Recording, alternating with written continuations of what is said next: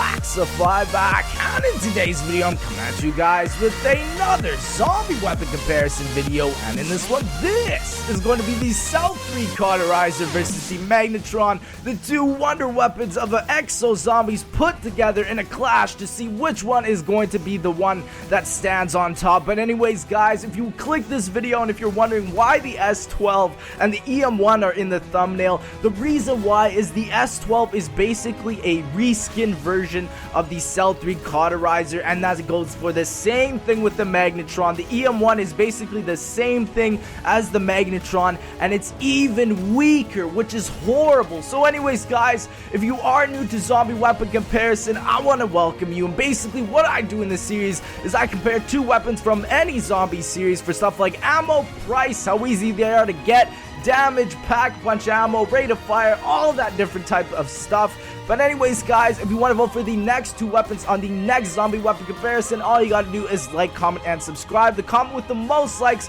will be on the next episode. And I want to say one more thing guys, I'm starting up a new series where you guys actually send me clips of your funnies, your fails, and your clutches on zombies. If you guys want to send me any of those and I can make a weekly thing about it, if you want to send me any of them, it'll be in this email. I'll put it on screen. It's MrTLexifyBusiness@gmail.com. If you send it there, I will get all your clips and I can make a video for it. But anyways guys, let's head down straight into this weapon comparison. So for the Cel-3 Cauterizer, it is essentially fully automatic. Now it's a little bit weird to say this because the Cauterizer is kind of a weird weapon where at first if you don't get Exo Soldier, it doesn't really feel fully automatic, and if there isn't a zombie in your target finder range, it will not feel automatic. It'll feel like sort of a semi-automatic weapon, but actually it's fully automatic when you get those perks, and it's really cool to think like that. Anyways, the ammo for the Cel-3 Cauterizer, this is on Mark 1. This is going to be 80 ammo plus the 16 in the clip, which is pretty damn good.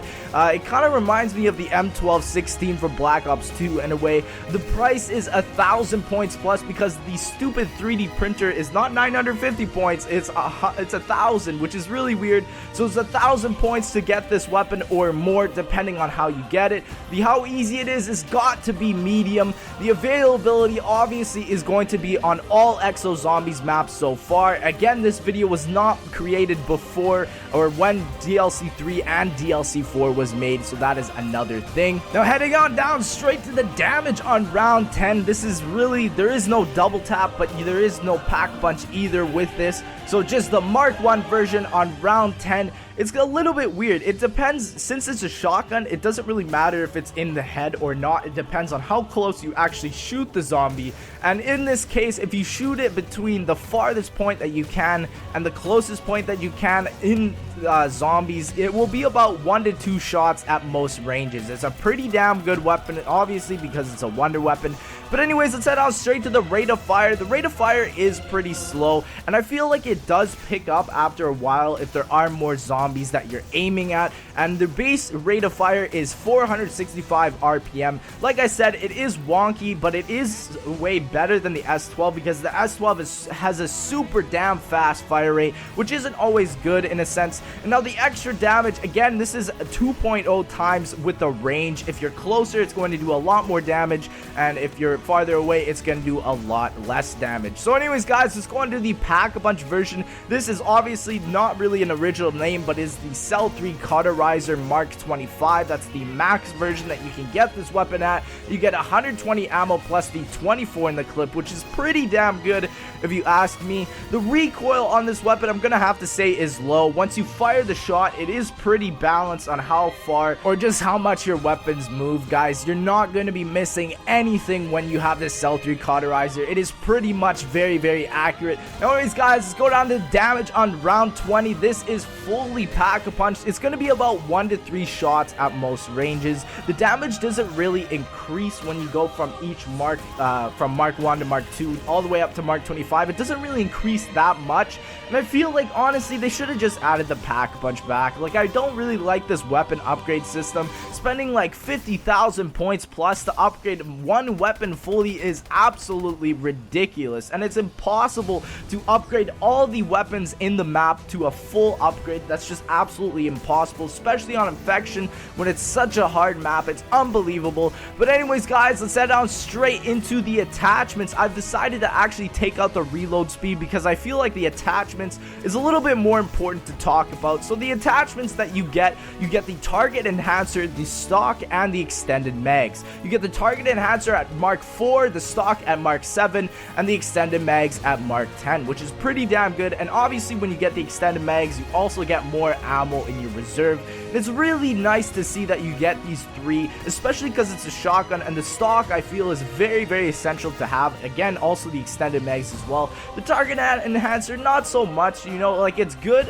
But I'd rather have the regular iron sights. I don't know, I personally like it. It looks pretty damn cool. But anyways guys, the recommended perks is obviously the regular quadrinity that you can get in Exo-Zombies. This is Exo Health, Exo Reload, Exo Soldier, and Exo Slam. And if you're playing solo, then obviously you're going to want to get Exo Medic in terms of Exo Slam. So replace Exo Slam with Exo Medic.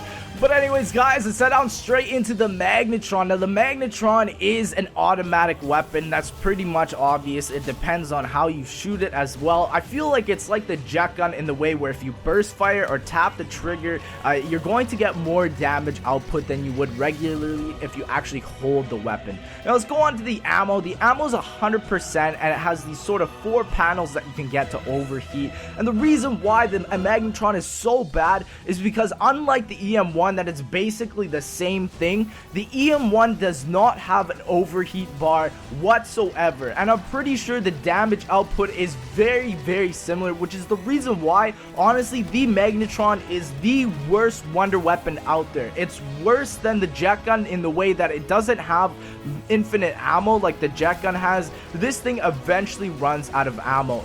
To make it somewhat better than the jet gun, or to make it as equal, they should have actually made it so it regenerates its ammo. This is absolutely stupid because even if you get this weapon from Mark 1 to Mark 25, you will never have as much ammo as the jet gun, which is absolutely ridiculous. It's really stupid in that way. And anyways guys, the price on this weapon again is like the Cel-3 Cauterizer. It's 1,000 points plus, and it's only available on Infection, and the difficulty is medium, obviously, because you're going to need to get it out of the box or the 3D printer. And again, I'm really glad that this is only available on Infection. Hope to God they don't bring this wonder weapon back. And you know, I said something in my last video, and I said that if you need 2 wonder weapons to really make it so that they're both actually worth it for the map, that's when you know that you kind of screwed up with your map. Like, you didn't really need to bring back the Cel-3 Cauterizer. You could have just buffed up the Magnetron. Like, really, it's just such a bad weapon.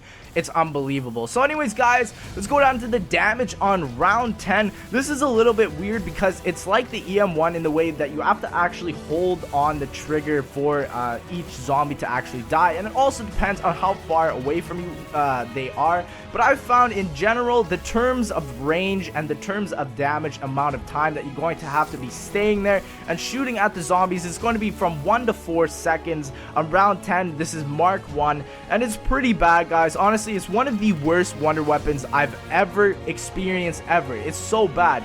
The rate of fire, let me tell you guys, the rate of fire on consoles is 3600 RPM, while on PC it's 5400 RPM. Now, I know you're probably wondering, where the hell did you get those stats? It's not even released on PC.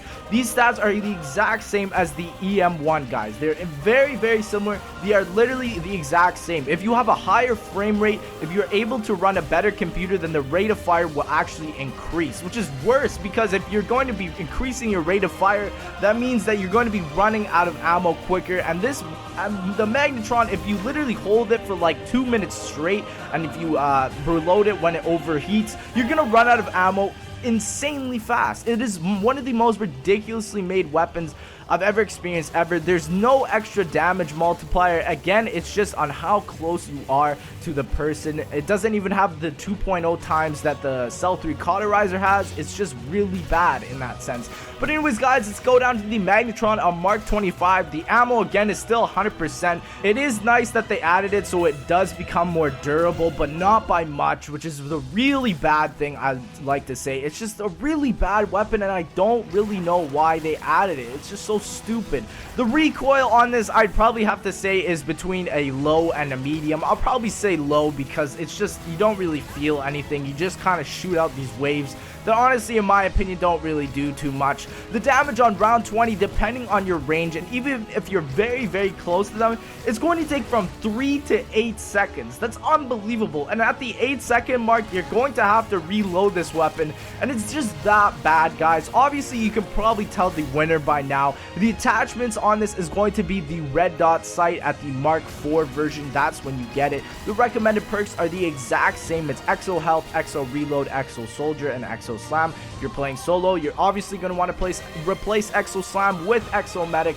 And obviously, guys, you know the winner. It's the Cel-3 Cauterizer, without a doubt. It's just, I wanted to make this video because I wanted to show you how bad and how lazy Sledgehammer are. They're basically remodeling weapons that they already have into a better looking version with a just slightly bigger buff off the exact same weapon. Especially we can see this with the Magnetron. Like, it looks pretty much similar to the EM1. And guys, I really have to say that it's disappointing to play an Exo-Zombies or just zombies in general in 2015 that's basically modeled off of just worse stuff than we've seen like 5 years ago. It's horrible, guys. I'm actually absolutely disgusted. Anyways, comment down in the comment section below who you think won, guys. Thank you so much for watching. Please make sure to leave a like. Comment which weapon you think is better. If you think it's the Magnetron, you need to jump off the window or jump out of the window. I don't know. I'm done. Thank you guys so much for watching, and I'll see you in the next one.